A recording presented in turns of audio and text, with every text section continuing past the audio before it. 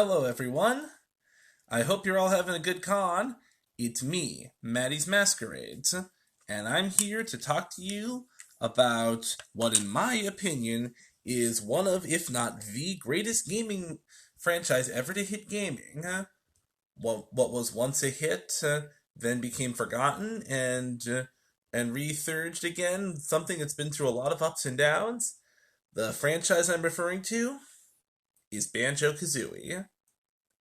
But let's go back to its origins.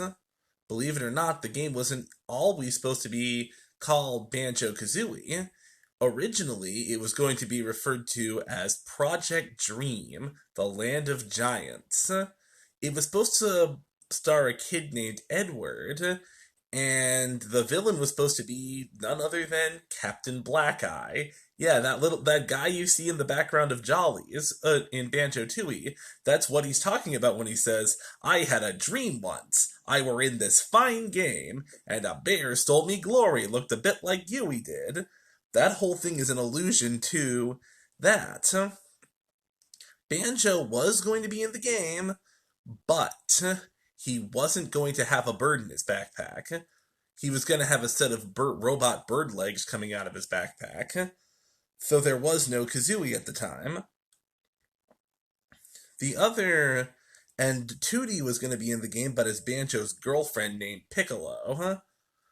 But development hell set in, and the Super NES became irrelevant before the game could even be produced. Banjo himself didn't disappear yet because in 1997 he made his debut in Diddy Kong Racing.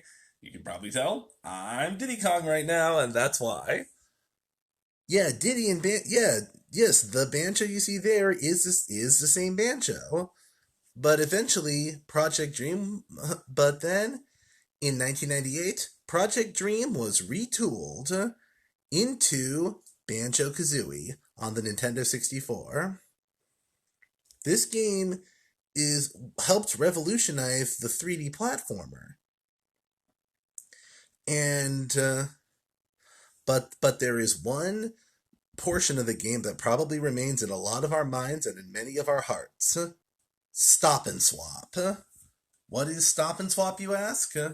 Well, when you would beat the game with all 100 jiggies, Mumbo Jumbo, the shaman, would show these pictures of two eggs with question marks on them and an ice key, which was located in the back of Woz's cave. However, some hackers were able to get into the ice key area by using the levitation or moon jump code on the Game Shark to hover over the walls of Woz's cave and easily get the ice key. All that would prompt was Kazooie saying, "Wow, an enormous ice key. We should leave this for later." And then when they opened up the View Totals menu, it would end with Stop and Swap. And the ice key was there, and thus was born one of the greatest mysteries known to gaming. Now, I'm going to actually make a small note about something that's that has often been disputed. There were other eggs that Mumbo did not show us at the end of Banjo-Kazooie. The yellow egg was not discovered in Banjo-Tooie. There was a different Game Shark code, and that Game Shark code predates the release of Banjo-Tooie. It would unlock all of the secrets, including raising up Shark Food Island and the opening the door in Gobi's Valley, and reveal the 4 others. I don't know where it originated, but I first saw that on an FAQ written by somebody by the name of Joaquim Mendez, aka Joka64. Yeah, this guy, and I'm looking at it on GameFAQs. It hasn't been updated since December 10th, 2000. That is before Subdragon Ice Mario found those codes, and at least in his area, he lives in the PAL region before Banjo-Tooie got an official release. And, Yeah, I remember I used to contribute to this guy's guide a lot. And just to let you know, if anyone remembers this name, I am Donkey Kong Song. I am the Donkey Kong Song who wrote that really huge guide. And if you were ever on GameFAQs during the release of Banjo-Tooie, that was me. I was on Hive Radio too, but let's not brag too much about me right now. Let's go find that Game Shark code.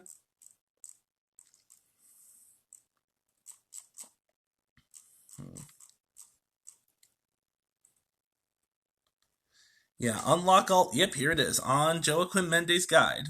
Unlock all the secrets. GS. Not that anyone's going to use a Game Shark anymore with what's going on, but. Whoops. Here's the code. Yeah, this has been there for a while. Before Banjo-Tooie existed, so yes, that's where the yellow egg came from, including the one that's on Nabnut's table, also the turquoise egg on Lago, the toilet, and the turquoise egg was in the cellar, and the green was on Lago, and the red one was in Rusty Bucket Bay. But later on, so people were wondering how people would swap the items to Banjo-Tooie, which is what people thought Stop and Swap was. Some theorized that there would be a lock-on cart, like Sonic and Knuckles 3 on the Sega Genesis. But when Banjo-Tooie came out, only 3 of the eggs were in the game. The yellow egg was inside of Heggy's nest, and hatching it would release the Jinjo as multiplayer character. And the other eggs would be brought to Heggy the hen, hatched in exchange for a move called the Breagle Bash, and the other one for the homing egg code. And the ice key was used to unlock the Mega Globo, which could be brought to Humbawamba and turn Kazooie into a dragon. I mean, while that dragon Kazooie was pretty good, some people felt cheated and they spent their entire life searching for Stop and Swap stuff, basically tearing Banjo-Tooie apart, looking for any hint of what Stop and Swap was. The people at Rare refused to talk about it. Much later, we ended up getting our answer. Apparently, Rare had been trying to exploit a loophole in the N64's graphics. When the N64 was first released, when you turned the game off, it would retain memory for about 60 seconds.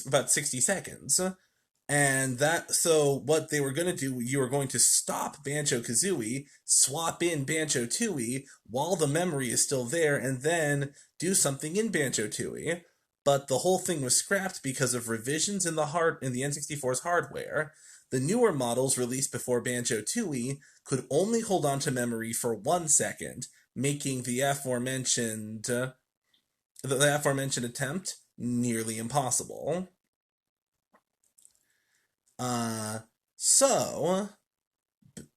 Anyway, we've talked about the 2 main games that most people remember, Banjo-Kazooie and Banjo-Tooie, but the franchise didn't end there. At the end of Banjo-Tooie, Grunty would say, "You'll be sorry, all of you. Just you wait until Banjo's 3E. But Banjo's 3E never came. A year later, Microsoft purchased Rareware. We didn't see too many traditional Banjo-Kazooie games for a while, except for Banjo-Kazooie Grunty's Revenge on the Game Boy Advance. That was always set to come out, but since, everyone was making games for the Game Boy Advance, Banjo-Kazooie Grunty's Revenge thankfully survived. That was an interquel about, what would have happened before Banjo-Tooie if Grunty had been a ghost. Also, another game got added to the roster called Banjo Pilot. Originally, that was going to be Diddy Kong Pilot, but in 2005. But because of Nintendo now owning all of the Kongs, Diddy Kong Pilot never saw the light of day, and Banjo Pilot took its place. Now, at this point, Rare had started making fun of its fans. One of their games before this, Grabbed by the Ghoulies, had some Stop and Swap jokes on a chalkboard, And in Banjo Pilot itself, when Cheeto said that he would give you stop and swap, and if you try to, but when you attempt to do that, he would say, "You wanted stop and swap? Well, here goes. Why don't you stop annoying me and swap this game for a nice book or something?" But so anyway, would there be any new Banjo games coming out for for the Xbox system that weren't just reworked old games? Was it the end of the Baron Bird? What of Stop and Swap? Huh? Well, all the answers came in 2008 when when Rareware finally announced that what was originally just going to be called Banjo-Kazooie 3 would be Banjo-Kazooie Nuts and Bolts. And to commemorate that, both Banjo-Kazooie and Banjo-Tooie got releases on the Xbox. Although I actually kind of skipped over something. I mentioned before something about some codes that Subdragon Ice Mario from the Rare Witch Project found out.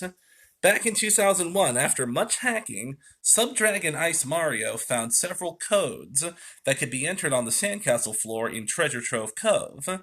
They would unlock all of the secrets. Included, I remember there was cheat, now you can see a nice ice key which you can have for free, which gave you the ice key, a desert door opens wide, ancient secrets wait inside to get the blue egg. But I'll be writing these codes down later so you can use them. On the N64, but on the Xbox Live Arcade version, it will disable saving. But anyway, going back to the Xbox Live Arcade version, that's where Stop and Swap was going to be started. I think it was after beating Banjo-Kazooie the first time and seeing Mumbo give the photos, because all references to Banjo-Tooie were replaced with Nuts and Bolts at the time. That was when you could go collect the items. And they would unlock things in Banjo-Tooie and Nuts and Bolts.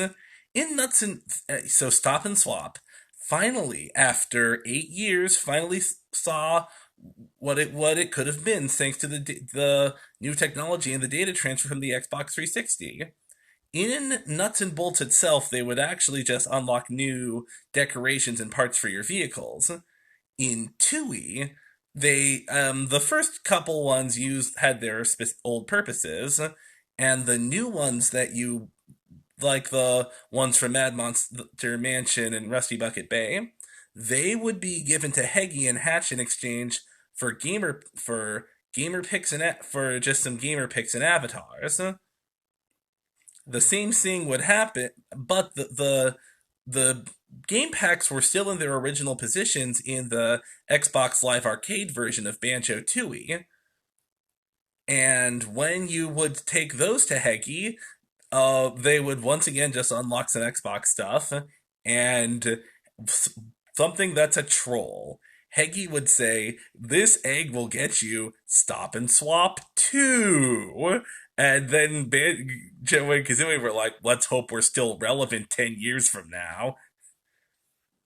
And hilarious, and harsher in hindsight, that didn't end up being the case.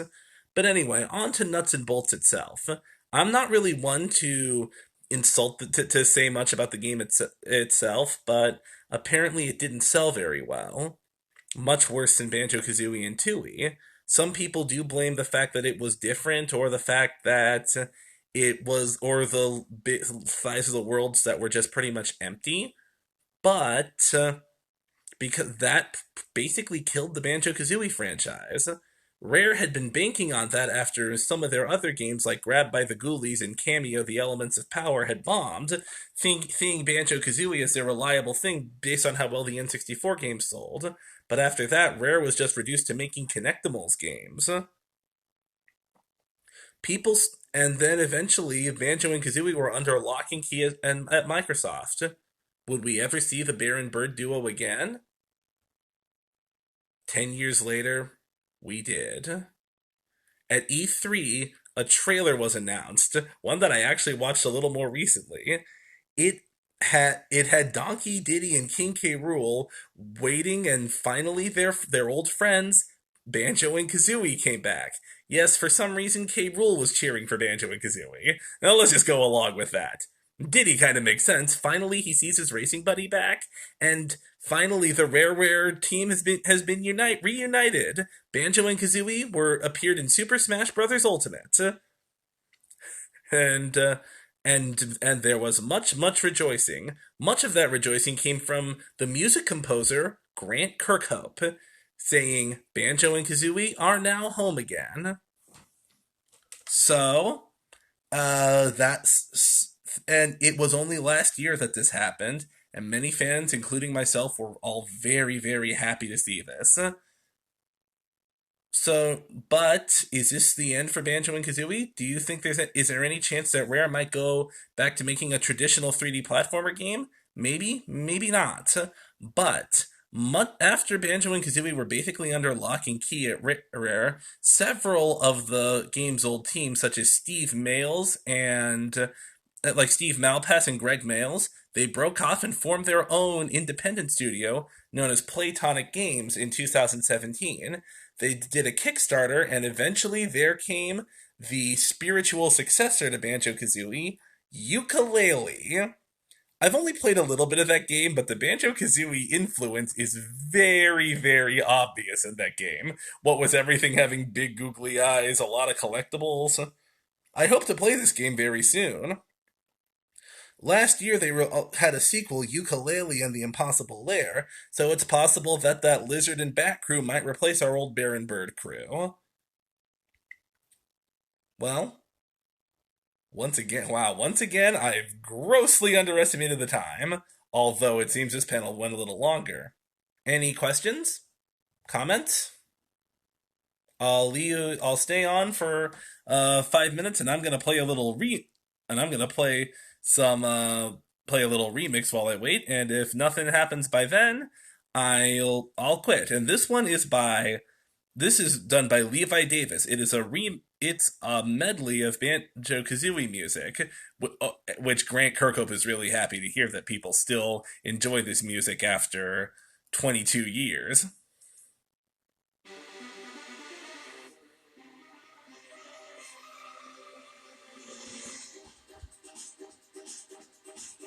Oops.